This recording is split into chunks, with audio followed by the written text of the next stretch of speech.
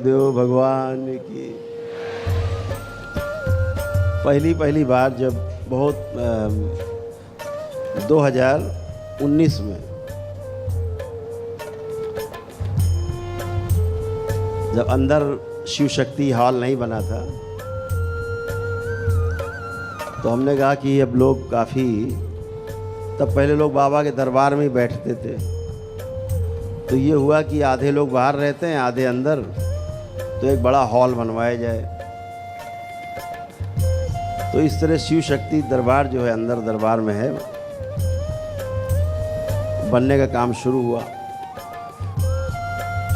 और नीचे से सिविल वर्क शुरू होके और आधा काम ऊपर का भी हो चुका था।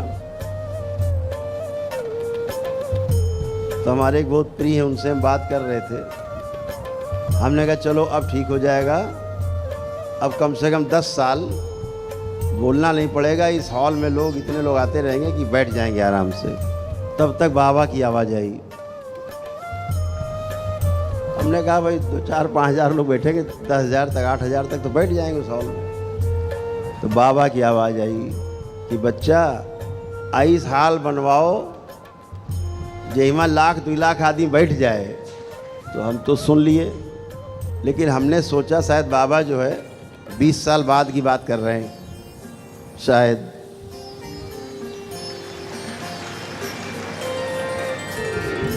पंद्रह दिन बाद कार्यक्रम था और अभी ज़मीन में फर्श भी नहीं बना था, कच्ची ज़मीन थी। तो ये हुआ चलो इसी में कर लेते, भीड़ ज़्यादा दिख गई। तो जब अंदर गए तो मुश्किल से 25% आदमी अंदर था और 75% सब बाहर था। तो हमने कहा अभी तो बना भी नहीं है और छोटा हो गया। तो ऐसे ही जितना बनता जाता है उतना छोटा होता जाता है। अच्छा है आप सभी बाबा के सभी भक्त और जो शिष्य यहाँ बैठे हैं, उन सभी को बाबा और माँ की ओर से बहुत प्रेम, बहुत आशीर्वाद।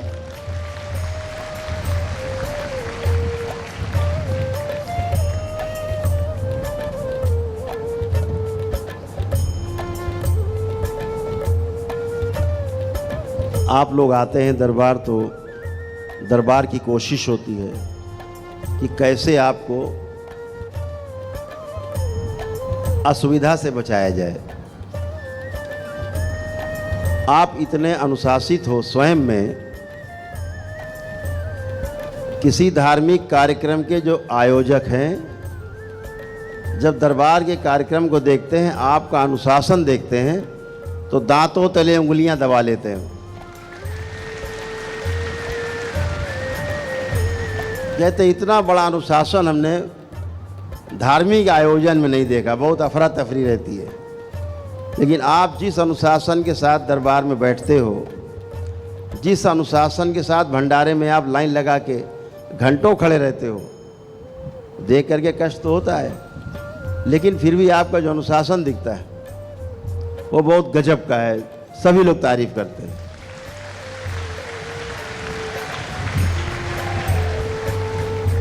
तो अगली बार से भंडारे का भी कर दिया गया है कि कम से कम 4 जगह भंडारे के स्टॉल लगे हैं अलग अलग, ताकि असुविधा ना रहे।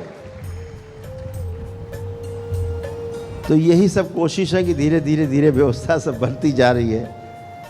आपके तमाम असुविधा झेलते हुए भी सुविधा की ओर कदम बढ़ते जा रहे हैं। आपका अनुशासन, आपके जो अदम्य इच्छा शक्ति है उसके कारण है। आप एक शिकायत नहीं करते कि हमें भंडारे में लाइन लगाना पड़ा, कि धूप में खड़े होना पड़ा, कि पंखा नहीं था, कि कूलर नहीं था, कि एसी नहीं था। कभी आप एक शिकायत नहीं करते, क्योंकि जो लोग एसी, पंखा, कूलर और सिर्फ भोजन देखने आते हैं, वो जो असली लक्ष्य है उससे हमेशा के लिए चूक जाते हैं। वो मिलता नहीं, वही मिलता है जो नश्वर है, वही मिलता है जो यहीं छूट जाना है, यहीं टूट जाना है, यहीं ख़त्म हो जाना है। तो पंखा, कूलर, एसी और खाना यही देखते रहते हैं, इसी में शिकायत करते रहते हैं, इसी में डूबते उतराते रहते हैं और यहीं के उतरने के हो जाते हैं। और जिसके लिए जन्म लिया है, जन्मों जन्मों से प्यासे जिसके लिए, जन्मों जन्मों से जिसके लिए प्रयासरत थे, प्रतीक्षारत थे, वो जब मिलने की घड़ी आती है तो उससे चूक जाते हैं। तो आपका लक्ष्य स्पष्ट है कि हम जिसके लिए आए वो महत्वपूर्ण है, तो आप अपने दरबार की जो छोटी मोटी कमियां हैं उनको भी आप नज़रअंदाज कर देते हैं। निश्चित रूप से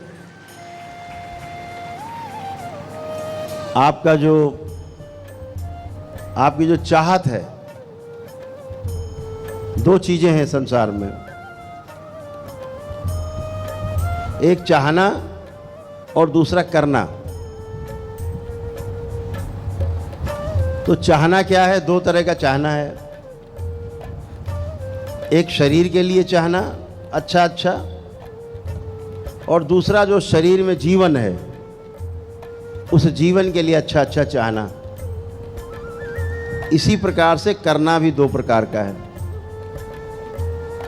एक शरीर के लिए हमारे अच्छा अच्छा हो जाए, दूसरा जो हमारा जीवन रहता है इस शरीर में उसके लिए भी अच्छा अच्छा हो जाए, ध्यान साधना हो जाए उसके लिए, जब तक अनुष्ठान हो जाए। शरीर के लिए रहता है कि हमारा शरीर स्वस्थ रहे, अच्छे रहें हम, दोनों तरह का है। तो जो चाहना है और जो करना है, दोनों के बीच जो छोटा सा भेद है। तो चाहना और करना, इससे क्या निकलता है? इससे एक ही वस्तु निकलती है, पाना या खोना। अगर ठीक से कर ले गए तो पा गए, और ठीक से नहीं कर पाए तो खो गए। तो सारा प्रयास पाने के लिए है।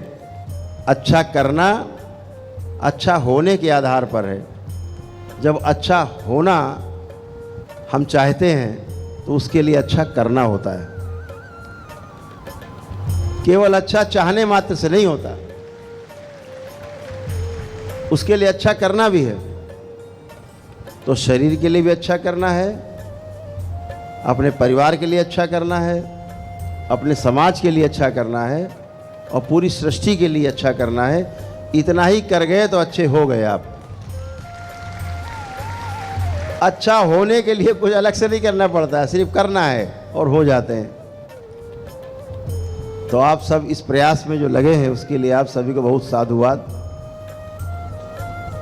हम आपसे बहुत संतुष्ट रहते हैं कि आप लोग एक एक सधा हुआ कदम आगे बढ़ा रहे हैं। आप पीत वस्त्र में, गैरिक वस्त्र में इस माँ कामाख्या हाल में बैठे हैं। अद्भुत छटा है। जो कोई आपके वीडियोस देखता है सोशल मीडिया पे, वो दांतों तले उंगली दबा लेता है। इतना अनुशासन, इतना गजब का अनुशासन। बाबा माँ आपको ऐसे ही स्मृतियाँ दिए रहे कि आप ऐसे अनुशासन बना के बैठे रहे। हम देखते हैं कि जो समापन होता है कार्यक्रम का, तो सबसे पहले आप बुजुर्गों को या बच्चों को या महिलाओं को रास्ता देते हैं। आप खड़े हो जाते हैं एक जगह, भगदड़ नहीं होती कि हम पहले पहुंच जाएं। तो बहुत आपका जो विचार है वो दरबार की स्मृतियों के अनुरूप है। सभी लोग दरबार के बारे में बहुत कुछ जानना चाहते हैं, जो दरबार के बारे में नहीं जानते। दरबार करता क्या है क्या? जो इतने लोग इकट्ठे होते हैं और इतने अनुशासन से परिवार के साथ आते हैं, है क्या? तो हम कहते हैं उन्हीं से पूछ लो, बाबा के भक्तों से पूछ लो, उन्हीं के शिष्यों से पूछ लो कि उन्हें क्या मिलता है। जब मैं कहता हूं ऐसे लोगों से कि बाबा के भक्त और बाबा के जो शिष्य हैं केवल आंख बंद करते हैं, बाबा माँ का ध्यान करते हैं, कामना करते हैं और आंख खोलते हैं तो कामना पूरी हो जाती है। इसलिए बाबा के शिष्य इकट्ठे। मिल के देखो बाबा के भक्तों से, बाबा के शिष्यों से मिल के देखो। हर व्यक्ति की अपनी एक अलग कहानी है, सबकी एक अलग कहानी बाबा और माँ के साथ है। बाबा और माँ हमेशा आप उनके साथ ही रहते हो। ये जो तमाम समाज में आज धर्म के नाम पर जो छीटाकशी है, धर्म के नाम पर जो बिखराव है, धर्म के नाम पर जो अलग अलग आपको दिखाई देते हैं, ये अनायास नहीं है। जो जहां तक पहुंचा है, जिसने जहां तक पाया है, उतना ही बांट रहा होता है, इसीलिए अलग अलग दिखाई देते हैं। इसमें गलत कुछ भी नहीं, अलग अलग दिख इसीलिए रहे हैं। कोई कक्षा 5 तक पढ़ा है तो जब वो पढ़ाने बैठता है तो कक्षा 5 तक की बातें बता सकता है। उससे कहो हाई स्कूल की बातें करो तो उसको आती नहीं। कोई हाई स्कूल तक पढ़ा है तो हाई स्कूल तक की बातें करता है, और वो इंटर के बारे में जाता नहीं, ग्रेजुएशन के बारे में जानता नहीं, तो उसकी बातें नहीं जानता, नहीं करता। ऐसे ही धर्म के क्षेत्र में भी है। जितने लोग भी हैं, जो पाए हैं वही बांटते हैं। नियम यही है, जो व्यक्ति जो पाता है वही बांटता है। बहुत लोगों ने कहा, अभी जब हमारे धर्म को बचाए रखने में जो सबसे अग्रणी भूमिका निभाते हैं, वो हमारे देश के 13 अखाड़े हैं, जिन्होंने पुरातन काल में भी, मुगलों के समय भी, अंग्रेजों के समय भी अपनी कुर्बानियां दी हैं, शहीद हुए लड़ लड़के।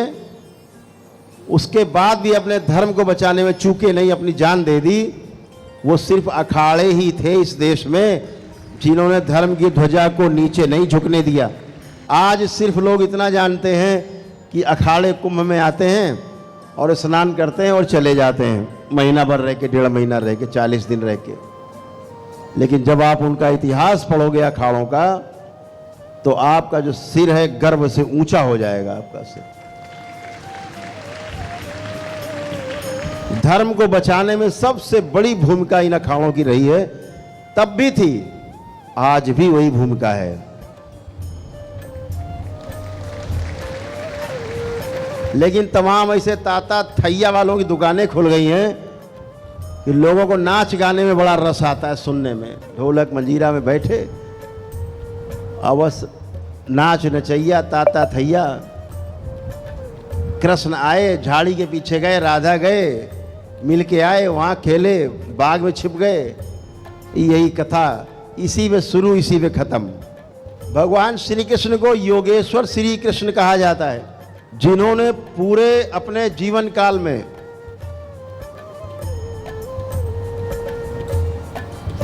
एक 126 वर्ष की उम्र तक सिर्फ धर्म के लिए जिए, धर्म ही किया, धर्म ही बांटा,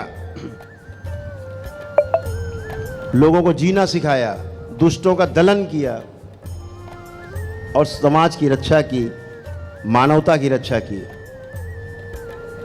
और जब उन्होंने देखा कि मेरा परिवार भी, मेरा वंश भी अधर्म के रास्ते पे जा रहा है, तो उन्होंने उसको भी समाप्त करने में कोई कोर कसर नहीं छोड़ी, उसको भी उन्होंने शहीद करा दिया। वो भगवान श्री कृष्ण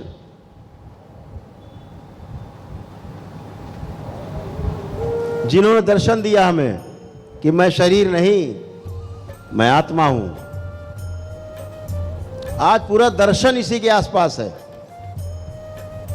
हिंदुत्व का, सनातन का जो दर्शन है, जो चेहरा है, जो आधार है, इसी पे है कि मैं शरीर नहीं, मैं आत्मा हूं, और मैं अपने एक अंश से पूरे सृष्टि में व्याप्त हूं। भगवान श्री कृष्ण ने दिया। आज हम सब उसी को मानते हैं और उसी आधार पे जानते हैं। लेकिन उन भगवान श्री कृष्ण को, उन योगेश्वर भगवान श्री कृष्ण को, जो कभी भी शुद्धि चक्र से नीचे ही नहीं उतरते थे। 16 दल का पुष्प, कमल का पुष्प, 16 दल का, 16 कलाओं के अवतार कहे जाते हैं भगवान श्री कृष्ण। जो अपने विशुद्धि से नीचे ही नहीं उतरे कभी, उन्हें काम कला के अवतार के रूप में घोषित कर दिया इन कथावाचकों ने। मुझे लगता है इन सबको इस पर विचार करना चाहिए।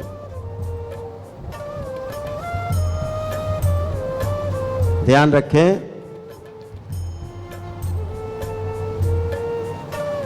एक शब्द होता है प्रवचन,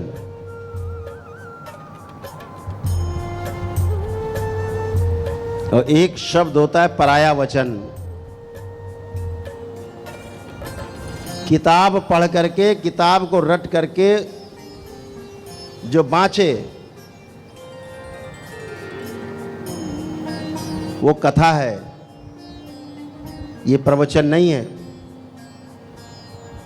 ये वो कथा है जैसे पंडित जी घर में आते हैं और सत्यनारायण की कथा सुना के प्रसाद बट के चले जाते हैं।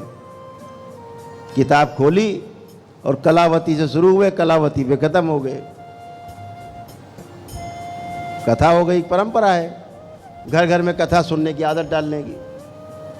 समाज के 4 लोग इकट्ठे होते हैं, परिवार में छोटे छोटे बच्चों में संस्कार जाते हैं।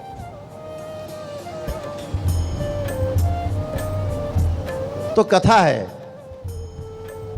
अच्छी बात है, कथाएं सुनानी भी चाहिए, कथाएं सुननी भी चाहिए, कथाओं से दृष्टांत मिलते हैं, लेकिन ये प्रवचन नहीं है।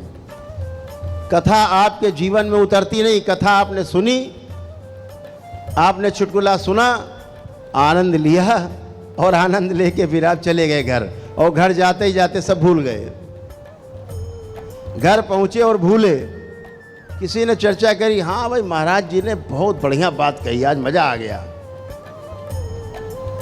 तो लोग कहाँ जाते कथा में? मजा लेने जाते। जितने समय सुना उतने समय तक थोड़ा मजे में रहे, और घर पहुंचते पहुंचते मजा गायब। फिर वही घर में सिलेंडर नहीं है, भैया सिलेंडर खत्म हो गया।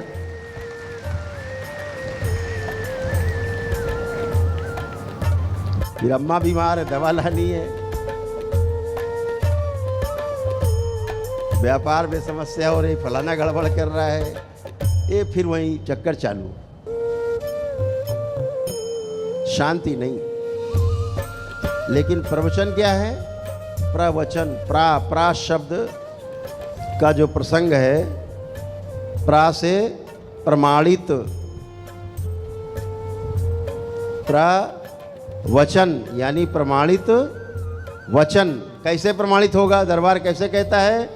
जब आपको कोई अनुभव होता है तो आपको प्रमाण मिलता है। जैसे अंधेरे में खड़े हैं और आपको एक आदमी को पपीता काट के दिया जाए हाथ में, एक आदमी को आम, और दोनों से कहा जाए खाओ, देखो भैया आम है, तो जिसके पास आम होगा वो तो बता देगा, प्रमाणित हो गया। खाने के बाद अनुभव हो गया, अनुभव से प्रमाण मिल गया कि आम, और दूसरे ने कहा नहीं भैया ये तो पपीता है,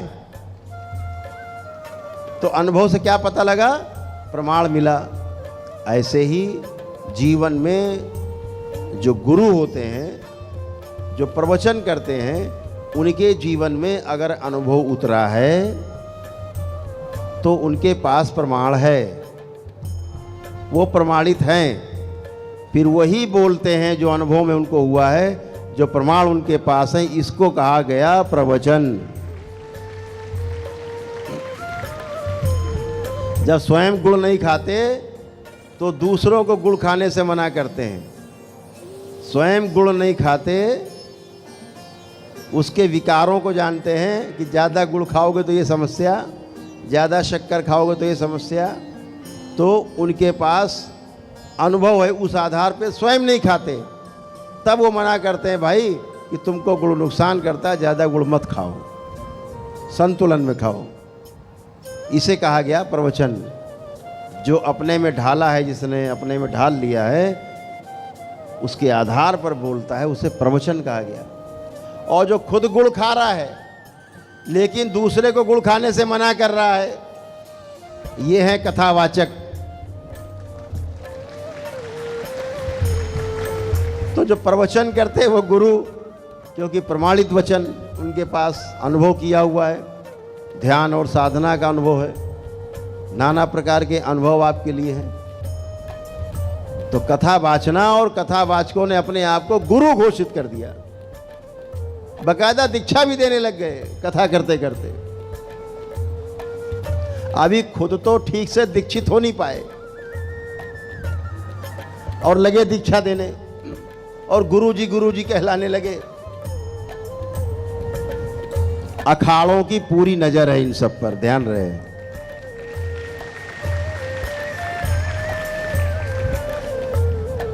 हो सकता है कि अपने आप को सुधार हो जाए।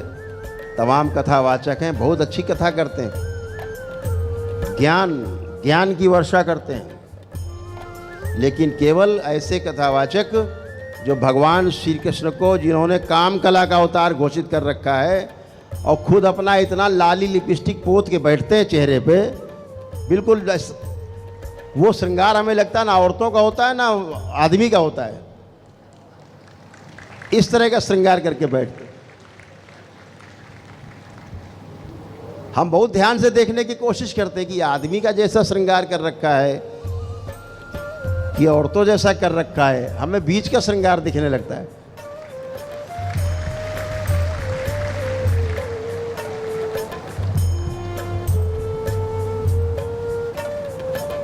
बहुत भ्रम फैला रखा लोगों ने।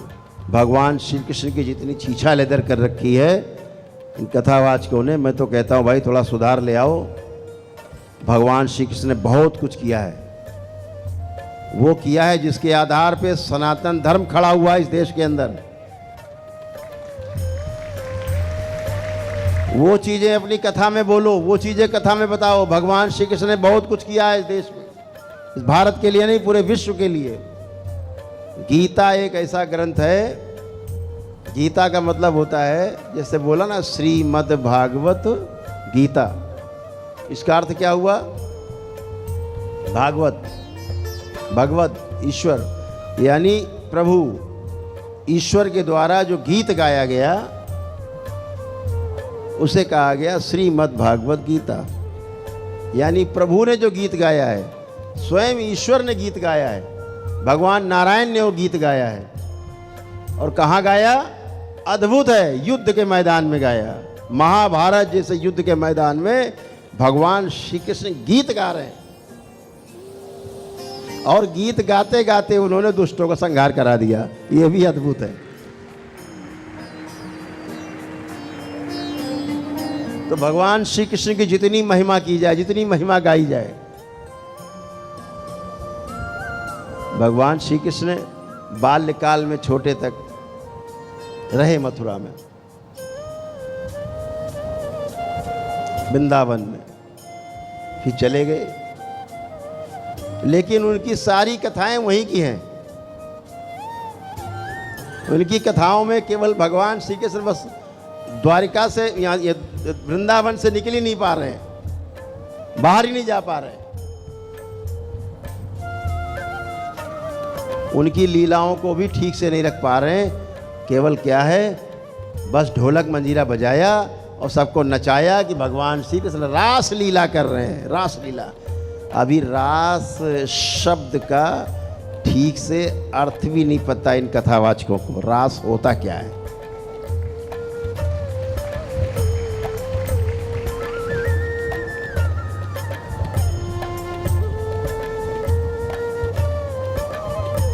रास कभी दूसरों के साथ नहीं हो सकता, ध्यान रखो। दूसरों से आपको उधारी मिलती है, उधार का है, सब उधार का है। रास स्वयं में होता है, स्वयं से होता है रास। रास बाहर नहीं है। ये जो बाहर दिखाने की कोशिश करते हैं, रास लीला, स्थूल में वो गुड़ गोबर किया है, इतना गुड़ गोबर किया है स्थूल जगत में कि हमारे देश की जो भोली भाली हमारा समाज है, हिंदू समाज सनातनी है, उनको भ्रमित करके रखा हुआ है। तो भ्रम दूर हो, इसके लिए यही निवेदन है, यही आग्रह है ऐसे कथावाचकों से कि भगवान श्री कृष्ण के उस चरित्र को भी गाएं जिसमें उन्होंने सनातन का उत्थान किया है। और आज जिस सिद्धांत पर हम चल रहे हैं, भगवान श्री कृष्ण का ही दिया हुआ जिस पे हम चल रहे हैं पिछले 5,500 वर्षों से। कथावाचक बहुत अच्छा काम कर सकते हैं कथा कर करके, लेकिन जो एक केवल भगवान श्री कृष्ण को काम कला का अवतार घोषित कर रखा है, बिल्कुल स्वीकार नहीं है। और मैं तो कहता हूं जब इस तरह कथावाचक पहुंचे तो कथा में अगर आप जाएं तो पूछे जरूर कि भैया भगवान श्री कृष्ण ने इसके अलावा भी कुछ किया है? तुम्हारे अनुसार जो रास लीला है रात में करते हैं छुप करके, इसके अलावा भी कुछ किया है कि इसके अलावा कुछ जानते हो कि नहीं जानते हो? अब तो ऐसे ऐसे कथावाचक आ गए देख करके केवल आपको लगे कॉमेडी शो चल रहा है। बकायदा ओढ़नी ओढ़ लेंगे, दांत निकाल लेंगे, आंखें बड़ी बड़ी कर लेंगे, मुंह मटकाएंगे, औरत बन जाएंगे, सखी बन जाएंगे, कथा करते करते बन जाएंगे। आप देखिए तो लगेगा कि यार ये पागल है, ये आदमी, ये पागल आदमी बैठा है मंच पे, कॉमेडी करने आया है। तो ऐसे कॉमेडियनों से दूर रहना है। जो अच्छे कथावाचक हैं मैं उन्हें अच्छा इसलिए कहता हूं, अच्छा कथावाचक की परिभाषा मेरी ये है कि भगवान श्री कृष्ण का जो दूसरा पक्ष है उनके जीवन काल का, उसको भी रखते हैं साथ में, तो बात बनती है। लेकिन बस वही कि गोपिकाएं स्नान कर रही थी, भगवान श्री कृष्ण आए और उनके कपड़े उठाए सबके और पेड़ पे चढ़ गए। अब सब गोपिकाएं बाहर निकले एक एक करके, तो सबको कपड़े दे एक एक। कैसी कथा है भाई तुम्हारी ये? तुम्हारी अक्ल में पत्थर पड़ गए हैं, तुम्हें शर्म नहीं आती? उस योगेश्वर भगवान श्री कृष्ण के बारे में इस तरह की चर्चा करते शर्म नहीं आई? कथा का मतलब होता है कथा का कि हम जो सुना रहे हैं उसे अपने में ढालना है। तो क्या आप यही अपेक्षा करते हो कि आपका बच्चा भी कोई तालाब में लड़कियां नहा रही हो तो उनके कपड़े लेके चढ़ जाए ऊपर पेड़ पर? या आपकी बहन बेटियां नहा रही हो और कोई लड़का आए और कृष्ण की बातों का अनुसरण करके उसके कपड़े लेके चढ़ जाए पेड़ के ऊपर सबके? कथा का मतलब होता है कि जो हम कह रहे हैं उसका आप अनुसरण करेंगे, अनुपालन करेंगे और उसको अपने जीवन में ढालेंगे।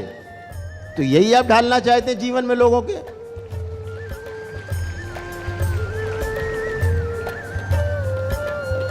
राधा को काल्पनिक राधा बना के और जाने क्या क्या कथाएं बना डाली जो ग्रंथों में नहीं है। पीछे अपनी बात को प्रमाणित करने के लिए जो नए ग्रंथ छपे उनमें धीरे धीरे 4-4 पन्ने जोड़ते गए।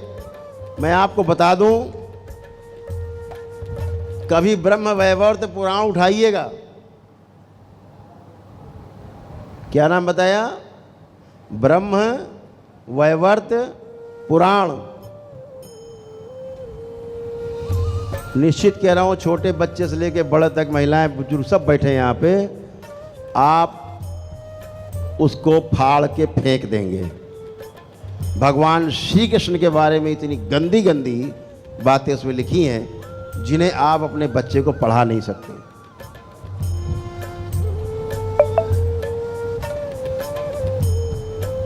वो गंदगी और वो छेड़छाड़ की गई हमारे ग्रंथों के साथ, और यही महाराज श्री लोग यही कथा में सुना रहे हैं, बके जा रहे हैं, बक बक बक बक बक बक। उन्हें शर्म नहीं है। इस पर रोक लगनी चाहिए, स्वयं विचार करना चाहिए कि कथा को वही शब्द बोलने अगर आपको 4 लोग मानते हैं तो कथा के माध्यम से आप दृष्टांत देते हैं कि ऐसा भगवान ने किया और ऐसा आपको करना चाहिए। इसका अर्थ यही होता है कथा का। तो कहाँ ले जा रहे हैं समाज को, कहाँ बच्चों को ले जा रहे हैं? फिर बाद में माता पिता परेशान रहते, मेरा लड़का तो बदमाश हो गया, सुनता ही नहीं, पागल हो गया है, घूमता रहता है बाहर, उसके साथ घूमता है, इसके साथ घूमता है, सुनता ही नहीं है। ये कथाओं का प्रचार उसका दुष्प्रचार है, उसका दुष्प्रभाव है।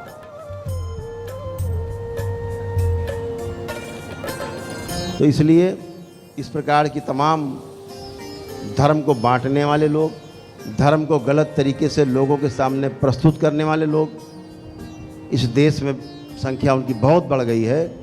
निश्चित रूप से मैं इस बात की जो शिकायत है अपने अखिल भारतीय अखाड़ा परिषद के समक्ष जरूर दर्ज कराऊंगा कि इन पर रोक लगनी चाहिए।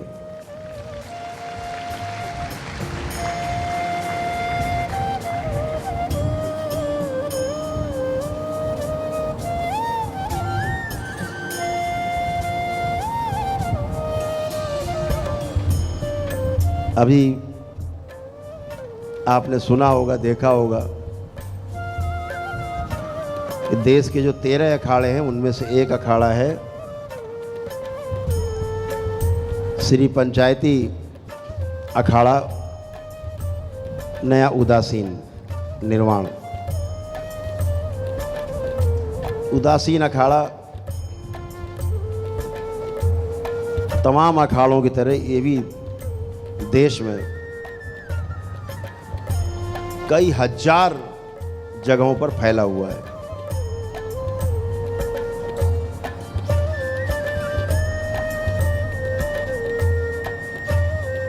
उदासीन का अर्थ शायद आपको पूरी तरह से ज्ञात ना हो। उदासीन शब्द क्यों जोड़ा गया अखाड़े में? देश का बहुत बड़ा अखाड़ा, बड़ा अखाड़ा है, बड़ा उदासीन और नया उदासीन दोनों एक ही अखाड़े हैं। जो भगवान श्री चंद जी थे वो इसके अधिष्ठाता, उन्होंने इसकी स्थापना की थी।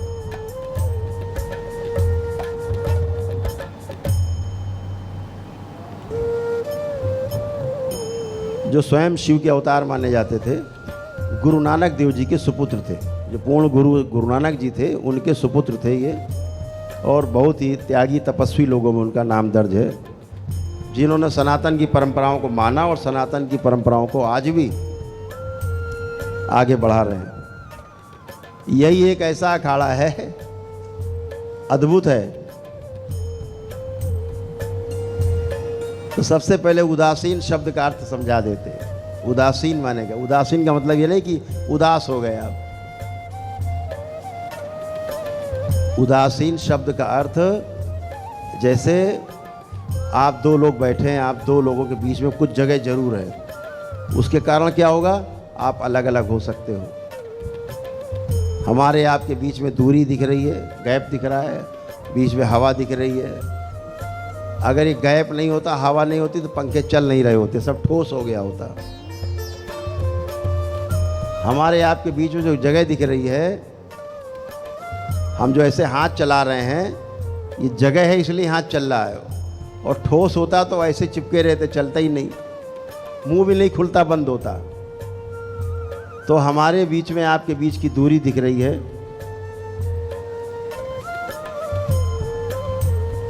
ये यहाँ से धरती से आपको सूरज दिखता है, उसके बीच में जगह दिखती है खाली। धरती सूरज के बीच में, चंद्रमा सूरज के बीच में, चंद्रमा धरती के बीच में, जितने ग्रह गोल नक्षत्र तारे दिखते हैं आपको, सब के दोनों के बीच में खाली जगह दिखती है। तो ये जो खाली जगह दिखती है ये हमेशा एक जैसी बनी रहती है, स्थिर रहती है, तटस्थ रहती है, उदासीन रहती है, क्रिया शून्य रहती है। इसे उदासीन कहा गया।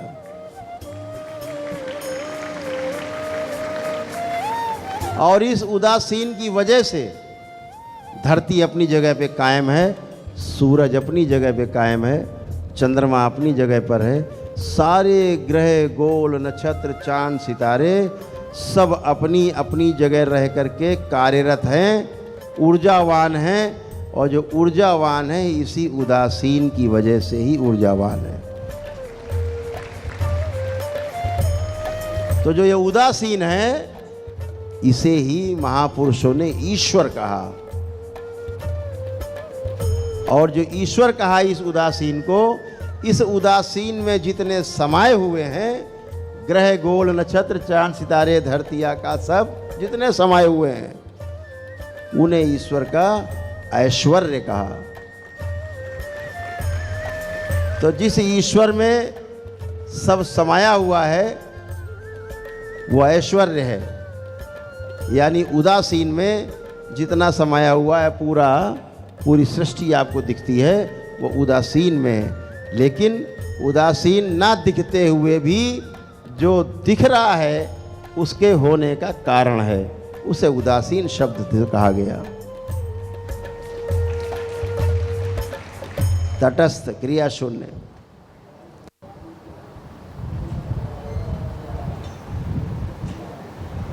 तो जब अखाड़ों में जाने की बात आई, क्यों आई? क्योंकि जो अपने दादा गुरु हैं, नागा बाबा थे, जो बाबा के भी एक गुरु थे अध्यात्म में, तंत्र में माँ गुरु थी और अध्यात्म में एक नागा बाबा थे, वो गुरु थे। फिर बाबा ने भी अखाड़ों में जाके अपने गुरुदेव से दीक्षा ली।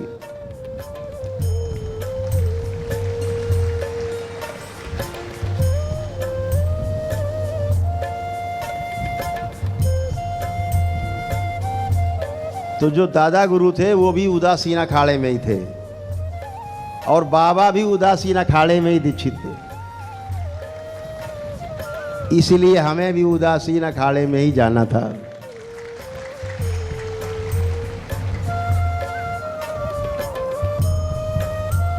और तमाम ऐसे अखाड़े हैं, क्योंकि दरबार का संबंध तो सभी अखाड़ों से, सभी से प्रेम है, हमेशा रहेगा। बहुत जगह से हमें कहा गया कि आप आ जाएं, आपको इस पद से, इस पद से, इस पद से सुशोभित किया जाएगा। लेकिन दरबार ने निर्णय लिया कि जहाँ दादा गुरु गए, जहाँ बाबा गए, वहाँ हम भी वहीं जाएंगे।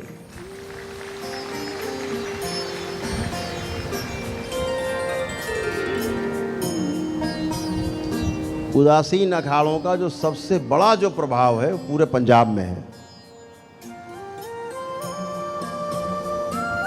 पूरे पंजाब में। लगभग उदासियों के कम 2000 से ज़्यादा डेरे केवल पंजाब में हैं, उदासीन अखाड़े में। बाकी तो पूरे देश में। तो यही कहना चाहते हैं कि जब ईश्वर की लीला है, प्रभु की लीला है, और जब बाबा का आदेश हुआ कि भाई हम तो उदासियों में थे, तो वही तुम्हारे लिए भी ठीक है, अच्छा है, जुड़ जाओ धर्म के लिए और आगे काम करो, धर्म के क्षेत्र में और आगे मजबूती से काम करो।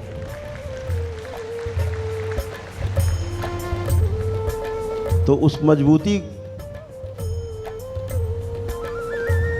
को बनाए रखने के लिए, बढ़ाने के लिए दरबार ने निर्णय लिया कि भाई शामिल हुआ जाए। जब शामिल हुए तो उन्होंने इस शरीर को महामंडलेश्वर पद से अभिषेक किया। दरबार उदासीन अखाड़ों के साथ साथ सभी 13 अखाड़ों को धन्यवाद देता है कि उन्होंने इस लायक समझा कि अपने बीच में शामिल किया, सम्मिलित किया। और दरबार को जो भी काम सौंपा जाएगा उसको दरबार कार्य करने में कभी पीछे नहीं हटेगा।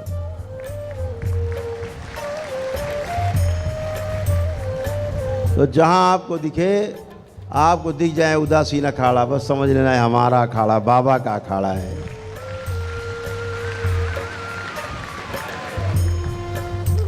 धर्म की रक्षा के लिए अखाड़ों का जन्म हुआ और आज भी अखाड़े धर्म की रक्षा में सतत प्रयत्नशील है। तो आप सभी लोगों ने पूरा कार्यक्रम देखा होगा जब अभिषेक हो रहा था कि सभी ने अपने प्रेम पुष्प बरसाए, सभी लोगों ने।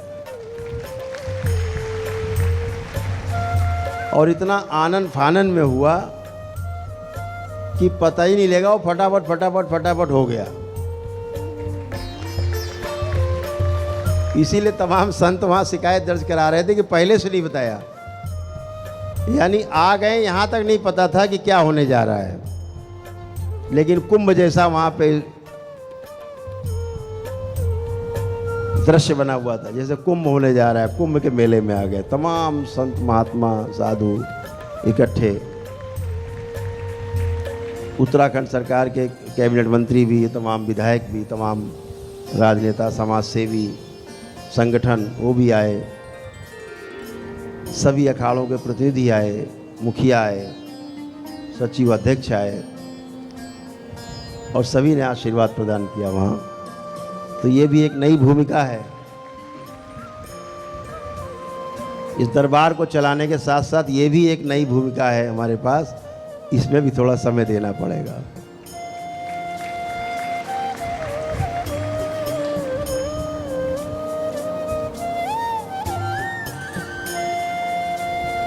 तो आप सभी लोग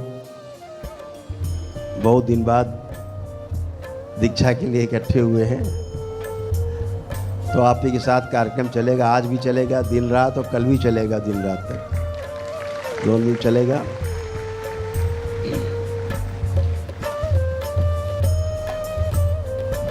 जो आनंद दरबार लगता है महीने में, पिछले महीने नहीं हो पाया था, इस बार का जो आनंद दरबार है वो इसी अमावस्या को, आने वाली अमावस्या को 17 अप्रैल को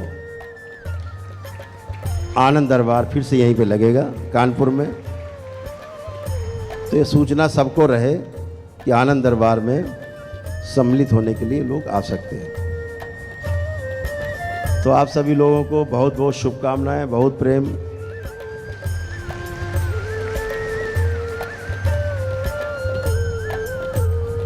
अखाड़ों का तो हाल जानते हो, अखाड़ों का अखाड़ा नाम है, वो तो बोले अक्खड़ लोग हैं, बहुत अक्खड़ हैं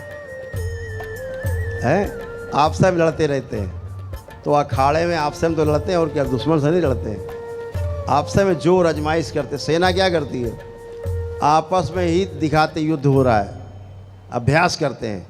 लेकिन जब दुश्मन सामने आता है तो पूरी सेना एकजुट हो जाती है और दुश्मन को उठा के पटक देती है। तो कोई धोखे में ना रहे इस देश में कि अखाड़े लड़ते रहते हैं आपस में। अखाड़े लड़ते नहीं हैं, अखाड़े जोर आजमाइश करते रहते, अपने शक्ति का संतुलन बनाए रखकर और देखते रहते ताकत वाकत है कि नहीं, कि मौके पर ताकत ना लगे। तो ध्यान रखो, लड़ते नहीं है, जोर आजमाइश करते हैं। कभी भिड़ने के चक्कर में मत आ जा, नहीं तो सारे अखाड़े मिल के पटक देंगे उठा के। इसलिए क्योंकि अखाड़े सब एक है, सबका उद्देश्य एक है, धर्म रक्षा, धर्म की रक्षा। तो इसलिए अखाड़ों के प्रति जो सम्मान है वो जनमानस में होना चाहिए। समय समय पर कुछ विकृतियां आती हैं, समय समय पर कुछ अवरोध आते हैं, लेकिन मेरा ऐसा मानना है कि ईश्वर की कृपा से, गुरुओं की कृपा से हर चीज़ सुव्यवस्थित होती है धीरे धीरे, और व्यवस्थित होते होते समाज के लिए एक माइलस्टोन बन जाती है, समाज के लिए एक अवसर बन जाता है। तो ये अवसर आप सबको प्राप्त हो कि आप धर्म की रक्षा के अभियान में शामिल हो सकें। ये अवसर आप सभी को प्राप्त हो कि आप धर्म में शामिल हो, धर्म पूर्वक जिएं, धर्म के साथ जिएं, धर्म के लिए जिएं। और धर्म के बिना जीने वाला केवल एक ही है, उसे कहते हैं पशु, राक्षस, दैत्य, दानव। तो इसलिए मानवता के साथ जीने वाला व्यक्ति, मानवता में जीने वाला व्यक्ति केवल एक ही हो सकता है कि जिसकी धर्म के प्रति आस्था हो, धर्म के प्रति विश्वास हो, धर्म में अपने विश्वास के साथ साथ धर्म के प्रति आस्था पूरी उसके अंदर हो, हृदय में हो। तो आस्था, विश्वास और श्रद्धा जिसके अंदर पूरी पूरी है धर्म के प्रति, सही मायने में सनातन का सबसे बड़ा रक्षक वही व्यक्ति है जिसको पूरा पूरी आस्था विश्वास अपने धर्म पर है और अपने ऊपर है। तो जो एक नई पारी है अखाड़ों के सिपाही के रूप में जो मुझे मिली है कि एक अखाड़े का सिपाही घोषित किया गया हूँ, तो निश्चित रूप से मेरी पूरी कोशिश रहेगी कि जो सिपाही के जो कर्तव्य हैं उसको मैं पूरा जी सकूं, पूरा वैसे निभा सकूं और धर्म की रक्षा कर सकूं और धर्म से रक्षा कर सकूं, सबकी धर्म के द्वारा रक्षा कर सकूं। तो आप सभी का प्रेम और सहयोग अपेक्षित है, ऐसे ही मिलते रहे, आप सबके साथ ऐसे ही जीवन चलता रहे, आप इसी प्रकार आगे बढ़ते रहें, आपका, आपके परिवार का, सभी का मंगल होता रहे, आपके मित्रों का, जो मिलने वाले लोग हैं सभी का मंगल हो। लेकिन ये मंगल तभी मंगल होता है जब आपके अंदर मंगल कामनाएं सबसे पहले मंगल कामना स्वयं के लिए होती है। जो स्वयं के लिए मंगल कामना होगी तभी आपके अंदर आस्था, विश्वास और श्रद्धा पैदा होगा ईश्वर के प्रति, धर्म के प्रति, गुरुओं के प्रति। तभी आप अपने परिवार को, समाज को और पूरी सृष्टि को धर्म की दृष्टि से देख पाएंगे, धार्मिक दृष्टि से देख पाएंगे और फिर आप ये वो काम कर पाएंगे जिसकी गुरु अपेक्षा करते हैं, जिसकी पूरी सृष्टि अपेक्षा करती है। आप सब में जो संतोष का एक भाव देखते हैं, ये मुझे बहुत अंदर तक, मैं आप सबको देखता हूँ, आप आते हैं जाते हैं, बच्चों के साथ आ रहे हैं, बुजुर्ग भी आ रहे हैं, मैं देखता हूँ, अंदर से हृदय आह्लादित हो जाता है। कितने भी कष्ट उठा के यात्रा करके, हजारों किलोमीटर की यात्रा करके आप आते हैं, लगता है मैं एक एक व्यक्ति से जा करके मिलूं, एक एक व्यक्ति से मिलूं। क्या करें, मजबूरी है कि आपसे समूह में बात कर पाते हैं। मेरी इच्छा तो होती है एक एक से मिलूं, एक एक व्यक्ति से, एक एक बच्चे से खड़े होकर बात करूं, लेकिन कार्य बहुत बड़ा है। इसके लिए मुझे पता है कि आप लोग मुझे हृदय से क्षमा करते हैं कि गुरुदेव ज़्यादा समय नहीं दे पाते।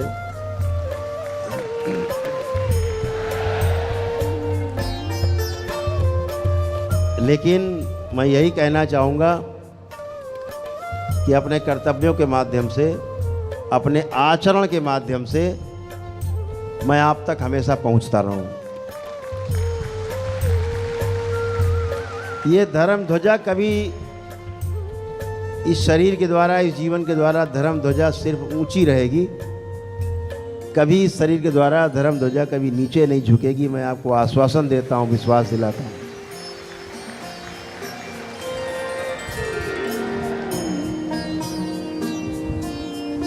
राह कठिन है,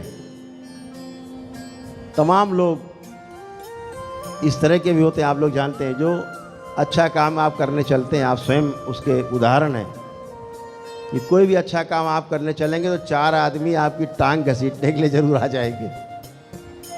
और मेरा ऐसा मानना है कि अगर टांग घसीटने 4 आदमी ना आए आपकी, तो आप जान लेना कि आप अच्छा काम नहीं कर रहे।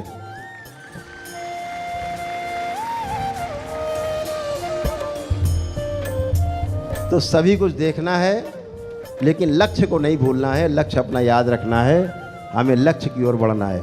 दरबार ने शक्ति खोली कि ध्यान साधना के द्वारा भी आपके रोग और कष्ट का निवारण हो।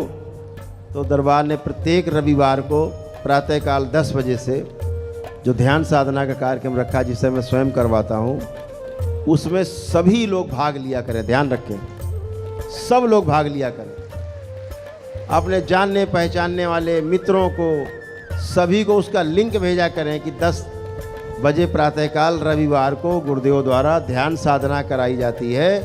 1 घंटे का कार्यक्रम होता है। उस ध्यान साधना के कार्यक्रम में शामिल होकर के करने से आपके शरीरों के भी, आपके जीवन के भी तमाम शारीरिक, मानसिक और आध्यात्मिक कष्ट नष्ट होते हैं। तमाम पारिवारिक, आर्थिक संकट, सामाजिक संकट भी दूर होते हैं। ऐसी दरबार ने शक्ति खोल रखी है। बहुत जल्दी देश के कुछ जो चैनल हैं उस पर भी नियमित कार्यक्रम ध्यान साधना का प्रति दिवस आया करेगा, उसको भी सभी लोग देखा करेंगे। उससे लोगों को बहुत लाभ होगा। दरबार ने वो शक्ति खोल रखी है कि केवल टेलीविज़न पे जो कार्यक्रम चल रहा है लाइव, उसको देख रहे हैं, देख करके उसको फॉलो कर रहे हैं, उसका अनुसरण कर रहे हैं, उसी से उनको लाभ हो रहा है। तो बहुत जल्दी आप लोग दरबार को इस देश के राष्ट्रीय चैनल पे, जो कम से कम 50-60 देशों में दिखाया जाता है, उसमें आप पाएंगे कि आपका दरबार अपने इस अखाड़े के माध्यम से लोगों को तमाम रोगों से, कष्टों से, भय से, भ्रम से मुक्त करने का काम कर रहा होगा, नशा से मुक्त करने का काम कर रहा होगा। सबसे बड़ी बुराई नशा है, और नशे का जो दुष्प्रभाव है, मैं कहना चाहता हूं, ध्यान से सुने, पुरुष समाज खास तौर से सुने। इस नशे का जो दुष्प्रभाव है, नशे का जो विकार है, नशा का जो दंश है, जहर है, वो सबसे ज़्यादा जो झेलना पड़ता है वो घर की महिलाओं को झेलना पड़ता है, सबसे ज़्यादा झेलना पड़ता है। जहाँ वो महिला असहाय होती है, माँ असहाय होती है, पत्नी असहाय है, बहनें असहाय हैं, बच्चियाँ आपकी असहाय हैं, एक नशा है छोटा सा जो आपको असहाय कर देता है। इस बुराई को दूर करने के लिए दरबार ने खूब अभियान चला रखा है। आप लोग दरबार से जुड़े ही हो, आप लोग प्रार्थना संकल्प करते हो मेरा नशा छूट जाए, आपका छूट जाता है। मांस मदिरा सब छूट जाती है आपकी। दरबार ये नहीं कहता कि पहले मांस मदिरा छोड़ के आओ तब शामिल हो, ऐसा नहीं कहता। आप आओगे, शामिल होगे, और जो यहाँ बरसात होती है ना ऊपर से, जो रस बरसते हैं यहाँ अपने यहाँ भी सब, वो इतना ज़बरदस्त रस है कि आप अपनी सब नशेबाजी भूल जाते, सारी बाजियाँ भूल जाते। अद्भुत है। जैसे कोई डॉक्टर कहे, जब कभी दरबार से नहीं जुड़े थे या कभी इमरजेंसी होती है और डॉक्टर के पास आप गए कि डॉक्टर साहब हमारा तो पेट बहुत दर्द हो रहा है, तो डॉक्टर साहब अगर आपसे ये कहें नहीं नहीं पहले अपना दर्द ठीक करके आओ फिर आओ, तो अगर कोई गुरु आपसे कहे, आप पहुँचोगे क्या बताए गुरुदेव बड़ा सिर में दर्द है, बड़ा उलझन है, बहुत बेचैनी है, बड़ी घबराहट है, कुछ काम करने का मन नहीं कर रहा, बुद्धि काम नहीं कर रही, और गुरु जी आपसे कहें ठीक ठीक जाओ जाओ पहले सब ठीक करके आओ फिर आना, फिर आपको मंत्र देंगे हम, तो ऐसा तो होता नहीं। दरबार कहता है पहले आओ, आप मांस मदिरा खाते हो, खूब खाते पीते आओ, चले आओ, बस केवल एक बार आ जाओ तुम।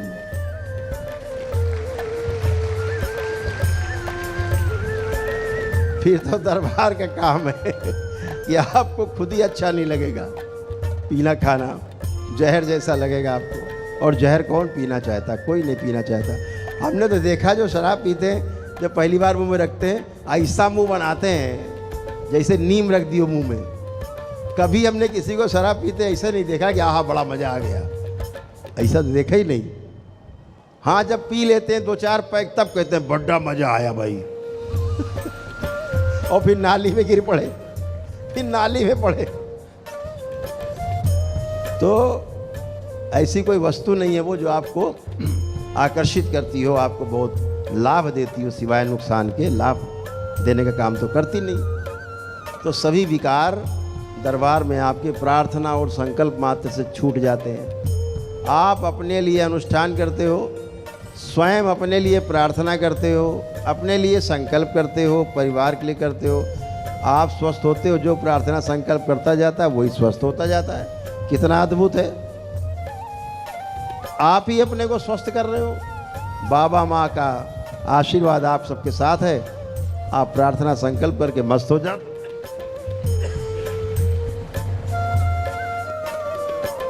तो आप सभी लोग इसी प्रकार से, हमने कहा एक साथ बैठ के आपसे मिलना हो जाए,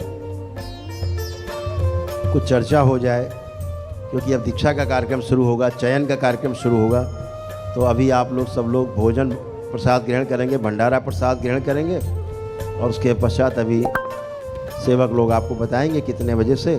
सबसे पहले जो दीक्षा होगी, मंत्र दीक्षा होगी, जो बाबा के भक्त से शिष्य के रूप में प्रथम बार जा रहे हैं, पहली बार दीक्षा ले रहे हैं, मंत्र दीक्षा।